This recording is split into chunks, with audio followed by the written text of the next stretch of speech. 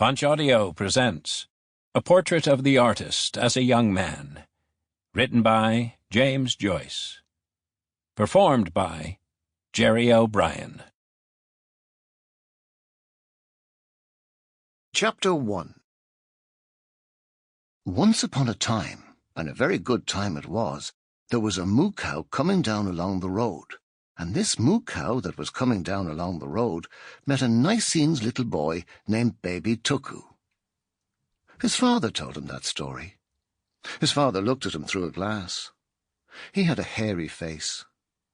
He was Baby Tuku. The moo cow came down the road where Betty Byrne lived. She sold lemon platt. Oh, the wild rose blossoms on the little green place. He sang that song. That was his song.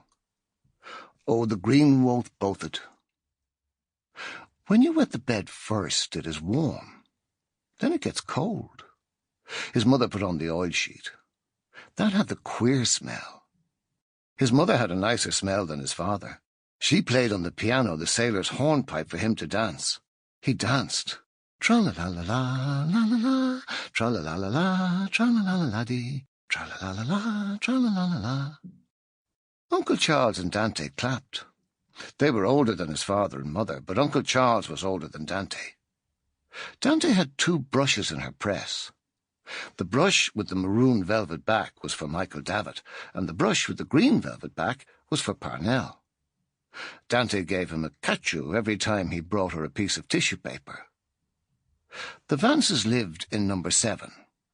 They had a different father and mother. They were Eileen's father and mother.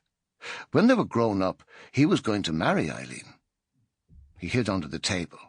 His mother said, "Oh, Stephen will apologize." Dante said, "Oh, if not, the eagles will come and pull out his eyes. Pull out his eyes, apologize, apologize, pull out his eyes. Apologize, pull out his eyes, pull out his eyes, apologize." The wide playgrounds were swarming with boys. All were shouting, and the prefects urged them on with strong cries. The evening air was pale and chilly, and after every charge and thud of the footballers, the greasy leather orb flew like a heavy bird through the grey light. He kept on the fringe of his line, out of sight of his prefect, out of the reach of the rude feet, feigning to run now and then. He felt his body small and weak amid the throng of the players, and his eyes were weak and watery. Roddy Kickham was not like that. He would be captain of the third line, all the fellows said. Roddy Kickham was a decent fellow, but Nasty Roach was a stink. Roddy Kickham had greaves in his number and a hamper in the refectory. Nasty Roach had big hands. He called the Friday pudding dog in the blanket. And one day he had asked, "What is your name?" Stephen had answered, "Stephen Dedalus." Then Nasty Roach had said, "What kind of a name is that?" And when Stephen had not been able to answer, Nasty Roach had asked, "What is your father?" Stephen had answered, "A gentleman."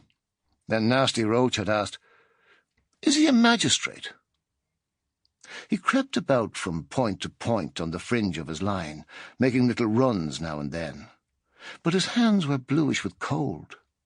He kept his hands in the side pockets of his belted grey suit. That was a belt round his pocket. And belt was also to give a fellow a belt. One day a fellow said to Cantwell, "I'll give you such a belt in a second."